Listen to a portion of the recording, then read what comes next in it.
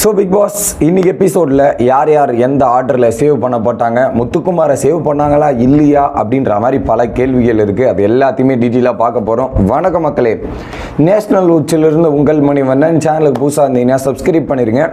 So பல பேர் சேனலில் வீடியோவை பார்க்குறீங்க, சப்ஸ்கிரைபும் பண்ண மாட்டீங்க, லைக்கும் பண்ண மாட்டீங்க. தயவு செய்து நீங்கள் லைக் போட்டுருங்க மக்களே. நீங்கள் லைக் போட்டால் தான் வீடியோ பல பேருக்கு ரெக்கமெண்டேஷன் ஆகும், எனக்கும் யூஸ்ஃபுல்லாக இருக்கும். மறக்காமல் போட்டுருங்க.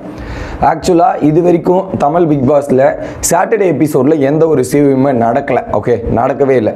ஆனால் நேற்று நடந்துச்சு. ஏன்னா அவ்வளோ வறுத்து எடுத்துட்டு ஜாக்லின் மற்றும் சௌந்தர்யாவை ஃபஸ்ட்டு சேவ்டு பண்ணி ஒரு ஆறுதல் பரிசாக போய் உட்காருங்கம்மா அப்படின்ற மாதிரி உட்கார வச்சுருக்காங்க. அதை தவிர்த்து இன்னைக்கு எபிசோடில் சேவிங்கில் வந்து பார்த்தீங்கன்னா மஞ்சரிக்கு ஒரு மிகப்பெரிய பாராட்டுகள் கொடுத்து இந்த வாரம் பயங்கரமாக இறங்கி விளையாண்டாங்க. அதான் ஜஸ்டிஃபை பண்ணிட்டார்ல, ஒரு படத்தில் ஹீரோ வேணும்னா வில்லன் ரொம்ப முக்கியம். ஸோ அந்த ரோலை பல பேர் பண்ணாங்க. ஸோ நீங்கள் சக்சீட் ஆகுனா வில்லன் தேவை அப்படின்ற மாதிரி ஒரு வில்லன் மெட்டீரியலாக தான் இப்போதைக்கு மஞ்சுரியை உருவாக்கிட்டு இருக்காங்க. ஸோ ஒரு பூஸ்ட் கான்ஃபிடென்ட் கொடுக்க வேண்டாமா? முத்துக்குமாருக்கும் தெரியும் இங்கே வில்லி யாருன்னா மஞ்சுரி தான். அவரே சொல்லியிருக்காரு, போன வாரம் இறங்கி செய்ன்னு செஞ்சு விட்டாங்க இல்லையா? ஸோ அதனால் என்ன பண்ணாங்கன்னா அடுத்து மஞ்சுரிக்கு ஒரு பாராட்டுகள் கொடுத்து மஞ்சுரியை இன்னைக்கு டேயில் ஃபஸ்ட்டு சேவ் பண்ணி உட்கார வச்சுருக்காங்க. கரங்கோஷத்தோடு வேறு லெவல் சேவிங் மூமெண்ட்டாக மஞ்சுரிக்கு அமைஞ்சிருக்குன்னு நான் கேள்விப்பட்டேன். ஒன்று. அடுத்ததாக யார் அப்படின்றது பார்த்தீங்கன்னா 2 ஆர் ரயன் மற்றும் ராணோ 2 ஒயில்ட் கார்டையுமே சேவ் பண்ணி உட்கார வச்சுட்டாங்க. இதில் பார்த்தீங்கன்னா இன்றைக்கி டே ஒயில்ட் கார்டு தான் ஃபஸ்ட்டு 3 பேர் சேவ் பண்ணி வச்சுருக்காங்க. ஏன்னா கடந்த ஒரு மூணு வாரங்களாக எடுத்து பார்த்தீங்கன்னா ரியா, வர்ஷினி, சிவகுமார் 3 ஒயில்டு கார்டோட எலிமினேஷன் தான் இருந்தது. நேற்று நைட்லாம் டிஸ்கஷன், இந்த வாரமும் ஒயில்ட் கார்டு போயிருமோ, டபுள் எலிமினேஷனாக இருந்தால் தான் மாறும், இல்லைனா ஒயில்ட் கார்டு கூட போகிறதுக்கான வாய்ப்பு இருக்குன்ற மாதிரி பயங்கரமாக பதத்தோட டிஸ்கஷன்லாம் நடந்துட்டு இருந்தது. அந்த கேட்டகிரியில் இல்லைப்பா ஒயில்ட் கார்டை நாங்கள் சேவ் பண்ணி உட்கார வைக்கிறோம்பா அப்படின்ற மாதிரி மஞ்சுரி ஃபஸ்ட்டும் அடுத்து ரயான் மற்றும் ராணோ 2 ஒயில்ட் கார்டையும் சேவ் பண்ணி உட்கார வச்சிருக்காங்க அப்படின்றது தான் தகவல். சரி, அடுத்து முத்து எங்கே சேவுடு சொல்லுப்பா, முத்து சேவுடா இல்லையா அப்படின்ற மாதிரி பல பேர் கமெண்ட்ல கேட்குறீங்க. சொல்கிறேன், முத்து என்ன பண்ணாங்க தெரியுமா? அடுத்தரா இருக்கிற 7 பேரையுமே டான்சர் ஜோனில் உட்கார வச்சிருக்காங்க. ஆர்ட் சீட்டில் முத்துக்குமார், பவித்ரா, சத்யா, ரஞ்சித், தர்ஷிகா, சாச்சனா, ஆனந்தி அந்த 7 பேருமே பார்த்தீங்கன்னா டான்சர் ஜோனில் டைரெக்டாக எடுத்துகிட்டு போய் உட்கார வச்சிருக்காங்க அப்படின்றது தான் தகவல். என்னது ஆர்ட் சீட்டில் இந்த 7 பேரா? ஆமாங்க, ஆர்ட் சீட்டில் ஒரு 7 பேரை உட்கார வச்சுட்டு ஒரு கேம் மூலியமா ஏதோ ஒரு ரீதியில் கேமா என்னன்னு தெரில, அதுக்கப்புறமா பார்த்தீங்கன்னா ஒவ்வொருத்தராக எலிமினேட் பண்ணி அமைச்சிருக்காங்க. ஏன் முத்துவெல்லாம் ஆர்ட் சீட்டில் உட்கார வைக்கிறாங்க? இதெல்லாம் ரொம்ப அநியாயம்ப்பா. முத்துவை ஃபஸ்ட்டு சேவ் பண்ணியிருக்கணும். நேற்று ஜாக்லின் மற்றும் சௌந்தர்யா சேவ் பண்ணதே அநியாயமாக இருக்குன்ற மாதிரி பல பேர் கமெண்ட்டில் கேட்குறீங்க. ஏன் முத்துவை சேவே பண்ண மாட்டாங்கன்ற பல கேள்விகளும் என்கிட்ட வந்த வண்ணம் இருக்கிறது. பேசிக்கலி நான் என்ன தெரியுமா மக்களே, நான் நினைக்கிறேன், எனக்கு தெரிஞ்ச இந்த சேவிங் ஆர்டர் நான் போன சீசன்லேயே சொன்னாங்க, போன சீசன்லயே கரெக்டாக ஓட்டின் அடிப்படையில் சேவிங் ஆர்டர் நடக்கலை, அந்த மாதிரி பண்ணல அவங்க. ஓகே, இந்த சீசனும் அப்படி நடக்கிறதில்ல, அந்த மாதிரி பண்ணலை. எனக்கு வந்து அது நான் குட் திங் தான் பார்க்குறேன். அது வந்து எனக்கு நான் தப்பாலாம் தோணலை. ஏன் அப்படின்றது கேட்டிங்கன்னா அது ஒரு ரீசன் இருக்குது. நான் சொல்கிறத கேட்டுங்க. இப்போது முத்துக்குமாருக்கு வெளியே சப்போர்ட் இருக்குப்பா, அவருக்கு ஏகப்பட்ட கைத்தட்டல் கொடுத்துட்டு வாரம் முத்துவை ஃபஸ்ட்டு சேவ் பண்ணுறேன் என்ன நடக்கும்? நீங்கள் சொல்லுங்கள். வாரம் கைத்தட்டல் கொடுத்துட்டு முத்துவை ஃபஸ்ட்டு சேவ் பண்ணால் என்ன நடக்கும்?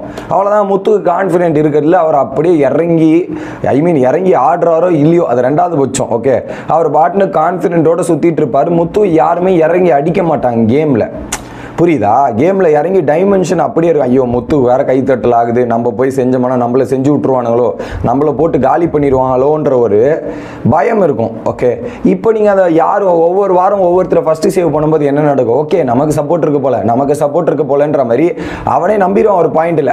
மற்றவங்க சொல்கிறாங்களோ இல்லையோ அவனுக்குள்ளே ஒரு கான்ஃபிடென்ட் வந்துடும், நம்ம ஃபஸ்ட்டு சேவ் ஆகிருக்கோம், அப்போ நம்ம நல்லா பண்ணியிருக்கோம் அப்படின்ற மாதிரி ஒரு கான்ஃபிடென்ட் வந்து இறங்கி ஆட ஆரம்பிப்பாங்க எல்லாருமே. இல்லை எல்லாரோட சப்போர்ட்டை காமிச்சிக்கிட்டே இருந்தாங்கன்னு வச்சுங்களேன், வீட்டுக்குள்ளே அவனை எதிர்க்கிற தைரியம் யாருக்குமே இருக்காது. கேமோட டைமென்ஷனே போயிடும்னு நான் நினைக்கிறேன். என்னை பொறுத்தவரையும் அந்த நாமினேஷனை ஷஃபுல்லாக பண்ணுறது ஓகே, மாற்றுக்கருத்தில். இன்னொரு விஷயத்தையும் அவங்க பண்ணால் நல்லாயிருக்கும். அந்த கிளாப்ஸ் இருக்குல்ல, அந்த கிளாப்ஸையும் கட் பண்ணிடுங்க. அடித்தா ஒட்டுமொத்த டீமுக்கும் கிளாப் பண்ணிட்டீங்க. எவன் இருந்தாலும் கிளாப் படிங்க, இல்லைனா எவன் இருந்தாலும் கிளாப் அடிக்காதீங்க. அதை மட்டும் சொல்லிடுங்க. அதை மட்டும் பண்ணிட்டா நல்லா இருக்கும்னு நினைக்கிறேன். அப்படி பண்ணாங்கன்னு வச்சுங்களேன், கேமோட ஒரு டைமென்ஷன் வீட்டுக்குள்ளே தெரியாது. மக்கள் என்ன நினைக்கிறான், மக்களோட சப்போர்ட் யார் இருக்குது, எல்லாத்தையும் ஈக்குவலாக ஒரு ஃப்ளாட் ஆக்கிடுங்க. ஃப்ளாட் ஆக்கினா அப்போ அதுக்கேற்ற மாதிரி கேம் பிளே இம்ப்ரூவ்மெண்ட் ஆகும்னு நான் நினைக்கிறேன். ஃபார் எக்ஸாம்பிள் நான் தெலுங்கில் சொல்கிறேனே, தெலுங்குலலாம் கிளாப்ஸ் வராது. தெலுங்கில் ஆடியன்ஸ் கிட்ட கேள்விலாம் கேட்பாங்களே தவிர்த்து எவன் எழுந்தாலும் கிளாப்ஸ் வராது, காட்ட மாட்டாங்க. அதை கிளாப்ஸ் பண்ணக்கூடாதுன்னு சொல்லிடுவாங்க. சிவியர் இன்ஸ்ட்ரக்ஷன் தெலுங்கில் போயிடும். காட்டவே கூடாது, தெரியவும் கூடாது, அப்படியே சைலண்டாக இருங்க அப்படின்ற மாதிரி. நாகார்ஜுனா கேள்வி கேட்பார், பதில் சொல்லுவார். அதில் வந்து யார் முதல்ல இருக்கா, மக்கள் சப்போர்ட் யார் இருக்குது, இதெல்லாம் ஒன்றுமே இருக்காது. அப்படி எதனா நாகார்ஜுனா கவுண்டர் போட்டு கலாச்சாரம்னா கிளாப்ஸ் வருமே தவிர்த்து மற்ற எதுக்குமே வராது. அந்த மாதிரி தான் இங்கே பண்ணணுன்றேன். எதுக்கு ஒரு வீட்டில் இருக்கிற டைமென்ஷன் நீங்கள் கிளாப் மூலியமாவோ சேவிங் ஆர்டர் முடியாவோ தெரிய வைக்கணும்? தெரியவே வைக்க வேண்டாம். அதை ஒரு கேம் பிளேவாக எடுத்துகிட்டு போனீங்கன்னா கேமில் பல மாற்றங்கள் நடக்கும். அதனால தான் அவங்க இப்படி பண்ணுறாங்கன்னு நான் நினைக்கிறேன். So don't worry guys, it will improve our game play அப்படின்றத நான் பார்க்குறேன். அதுதான் முத்துவை ஏன் ஃபஸ்ட்டு சேவ் பண்ணாததுக்கான காரணம் இதுதான். ஆனால் டேஞ்சர் ஜோனுக்கு அளவுக்கு எடுத்துகிட்டு போகிறதுலாம் ரொம்ப அநியாயம்ப்பா. அது வேணா நான் சொல்லிக்கிறேன். டேஞ்சர் ஜோன் அளவுக்கு எடுத்துகிட்டு போகிறது அநியாயம். ஃபார் எக்ஸாம்பிள் ஒரு 4 பேர் எடுத்துகிட்டு போயிட்டு ஒரு பயத்தை காமிச்சிருக்கலாமே. சத்யா, தர்ஷிகா, ரஞ்சித், ஆனந்தி, இல்லைப்பா சாச்சனா ஆனந்தி, இல்லைனா இப்படி சொல்லுங்க, ரஞ்சித், தர்ஷிகா, சாச்சனா ஆனந்தி, இந்த 4 பேர் எடுத்துகிட்டு போயிட்டார். ஒரு பயத்தை காமிச்சு எடுத்துகிட்டு வந்திருக்கலாம். அதை விட்டு முத்துவையும் டேஞ்சர் ஜோனில் எடுத்துகிட்டு போய் பயத்தை காமிச்சது நல்ல விஷயமா பாருங்கள். இந்த ஆங்கிள் யோசிங்களேன்.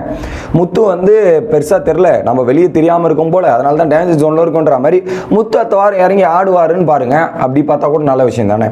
ஓகே, இதோட இந்த வீடியோவை முடிக்கிறேன். அடுத்த வீடியோவில் சந்திக்கிறேன். Bye guys.